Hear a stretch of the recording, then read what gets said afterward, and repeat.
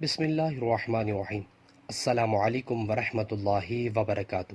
کیا ہم شکر گزار بندے نہ بنیں؟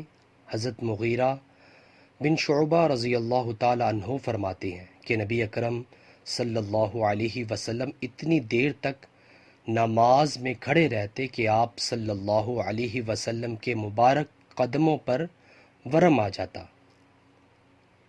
جب آپ صلی اللہ علیہ وسلم سے عرض کیا گیا کہ اللہ سبحانہ تعالی نے تو آپ کی اگلی پچھلی خطائیں معاف فرما دی ہیں، پھر بھی عبادات میں اتنی مشقت؟ تو آپ صلی اللہ علیہ وسلم نے ارشاد فرمایا، کیا میں اللہ کا شکر گزار بندہ نہ بنوں؟ اللہ اکبر۔ صحیح بخاری کی حدیث ہے۔